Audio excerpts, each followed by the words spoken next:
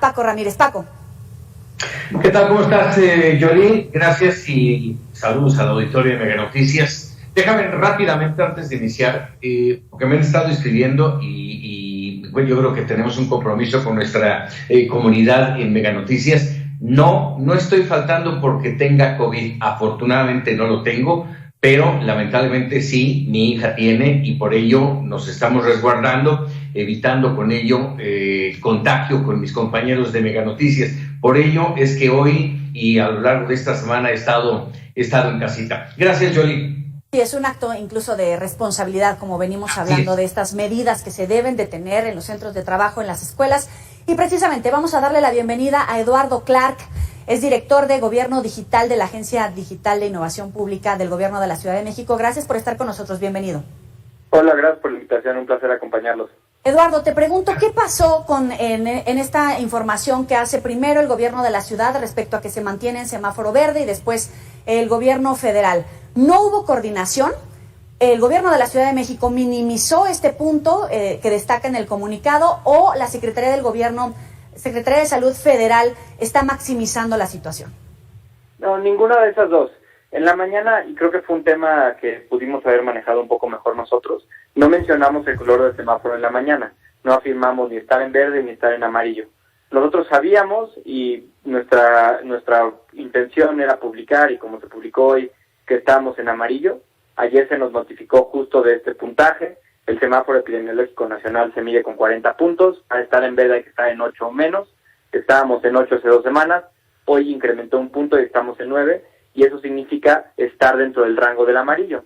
Por esa razón salimos en el semáforo federal en ese nivel de riesgo. Sin embargo, nosotros, como gobierno de la Ciudad de México, seguimos viendo que los indicadores están en niveles relativamente bajos, en los mínimos históricos, tanto de casos positivos como de defunciones, como de hospitalizaciones, y que este incremento de un punto no es representativo en la ciudad de tener que hacer cambios dramáticos en el cierre de actividades.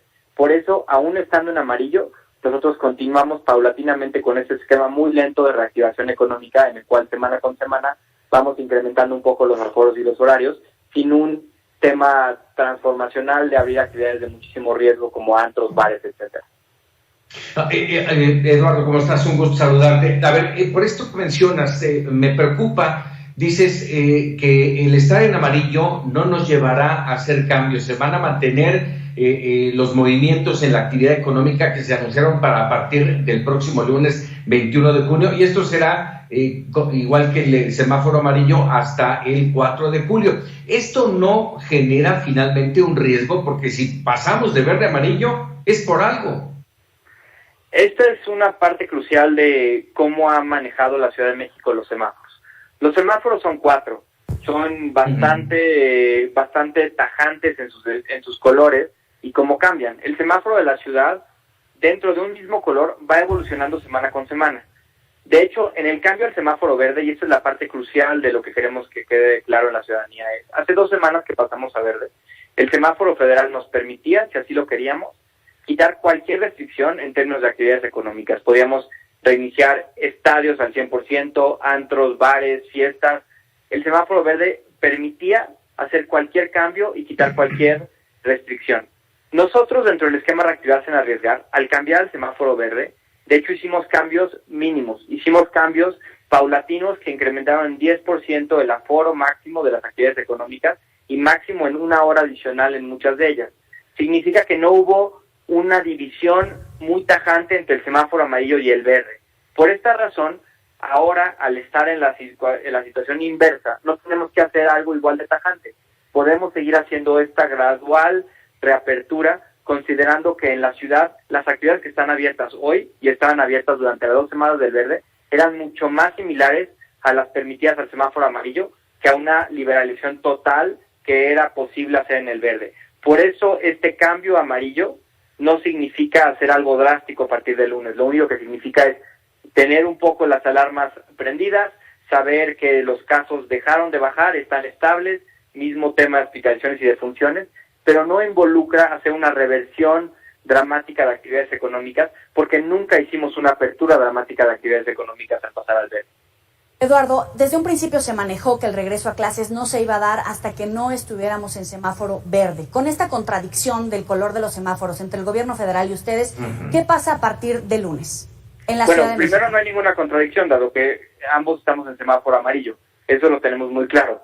En segundo lugar, el semáforo verde, más bien, el regreso a clases en los lineamientos oficiales del semáforo verde publicados hace más de un año, por ahí de finales de mayo, hablaban claramente del regreso de actividades escolares presenciales en el semáforo verde.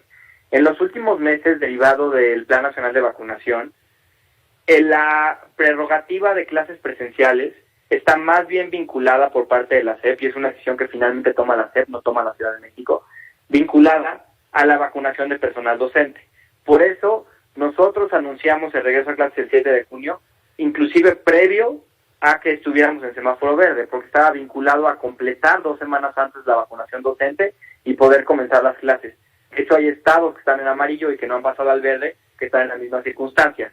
Finalmente determinará la SEP y va a comunicar exactamente si cambia algo, pero eso sí es muy importante. Dentro de los lineamientos oficiales recientes, no los viejos, los recientes, la reapertura de clases está vinculada a la vacunación de personal docente, no necesariamente al color del semáforo. Entonces el lunes Eduardo, sí. Perdón, no oí la pregunta, se cortó. Adelante, poco. Paco. A ver, déjame preguntarte, ¿no hay cambios? Has mencionado aquí claramente, no hay cambios en la reanudación y en las decisiones que han tomado en toda la actividad económica. Te lo pregunto por esto, ¿qué tiene que hacer la sociedad, en este caso los capitalinos, y lo extiendo al resto del país porque finalmente es algo que nos preocupa a todos? ¿Qué tenemos que hacer? ¿Cuál debe ser nuestro actuar? Y te lo pregunto en 2 sentidos. Viene el Día del Padre, que finalmente es un tema de riesgo. Y la otra, el próximo lunes está programado un simulacro. ¿Se mantiene? Hasta ahora mantenemos ambos temas. Y las recomendaciones a la población van a seguir siendo las mismas. Esto sí queremos que la gente sepa que independientemente del color del semáforo, mientras sigamos en pandemia, no podemos bajar la guardia. Hay 2 recomendaciones fundamentales. La primera es, los que no estamos vacunados, como yo, que esperamos todavía nuestro grupo de edad, tenemos que seguir cuidándonos al máximo porque no tenemos en este momento ninguna garantía de estar protegidos del virus. En ese sentido, los incrementos de casos que hemos visto en las últimas semanas, que son los que incrementan este punto, han sido pequeños, pero sí son notables, están principalmente relacionados al grupo de personas de entre 20 y 35 años. No hemos visto incremento de casos en las personas más vulnerables, como son adultos mayores, y por esa razón han crecido los casos de manera particular, pero no han crecido las defunciones ni las hospitalizaciones de manera clara. Por esta razón, este grupo de edad en el que nos encontramos muchas personas que todavía no hemos tenido la oportunidad de ser vacunados, tiene que seguir con la guardia alta, tiene que seguir respetando el uso del cubrebocas en estados cerrados y con personas con las que no cohabitemos, y tenemos que seguir entendiendo todos que hay cosas que podemos hacer hoy y hay cosas que todavía no podemos hacer. ¿Qué podemos hacer? Privilegiar el espacio abierto. Es muy claro que el COVID se contagia a través del aire, a través de espacios con poca ventilación. Si vamos a celebrar el Día del Padre, hagámoslo en un restaurante al aire libre, hagámoslo en un parque, hagámoslo en un jardín. Este tipo de actividades van a marcar la diferencia entre tener un incremento de casos o poder seguir regresando a cierto tipo de normalidad sin arriesgarnos demasiado. Todas las actividades tienen riesgo, pero hay actividades de menor riesgo. Y para minimizar el riesgo hay que privilegiar espacios abiertos y siempre que estemos con personas con las que no cohabitamos, el uso de cubrebocas. ¿Hubo prisa por pasar del semáforo amarillo al verde por las elecciones que se atravesaron el 6 de junio? No hubo prisa, porque en el mismo caso que hoy estamos hablando, nosotros cambiamos a semáforo verde el día que la Federación nos comunicó que estábamos dentro de los 8 puntos o menos para pasar al semáforo verde. El día 3 de junio justo recibimos la notificación de estar en 8 puntos y de haber recibido una notificación con más de 8 puntos, no hubiéramos anunciado el verde. Oye, déjame preguntarte por último, al menos por mi parte, Eduardo. La Organización Mundial de la Salud alertó nuevamente sobre una tercera ola. Yo te pregunto, ¿esto que hoy vivimos, este retroceso al amarillo, no lo consideramos un repunte? Es muy temprano para saberlo. Y miren, esta es una cosa que creo que es importante recalcar.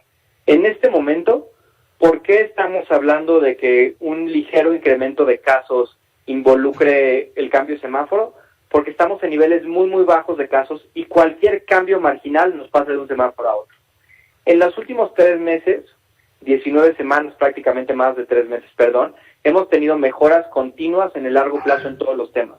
Pero no ha habido momentos en los cuales hemos tenido repuntes temporales en los cuales los casos se quedan estables 1 o 2 semanas y luego continúan a bajar. Hoy todavía no sabemos si lo que estamos viviendo es estabilidad, si va a volver a bajar o si esto puede precipitar un incremento. Tenemos que ser muy cuidadosos y tenemos que estar monitoreando los datos día con día. Es muy temprano para saberlo, pero siempre hay que preferir errar de cautos y ser muy cuidadosos, especialmente los que no estamos vacunados, en términos de seguir cuidándonos y evitar este repunte. Al mismo tiempo, no podemos aprovechar la oportunidad de este nivel tan bajo de defunciones y hospitalizaciones para seguir avanzando la vacunación, que a final de cuentas será el único remedio de largo plazo contra el COVID. Te agradecemos estos minutos para el auditorio de Mega Noticias. Eduardo Clark, muy buena noche. Que estén muy bien, hasta luego. Gracias, Eduardo. Gracias, Jolie. Gracias, Paco. Muy buena noche también para ti y saludos de todo el auditorio y tu equipo, por supuesto. Gracias, muchas gracias. Muy buenas noches. Hasta luego.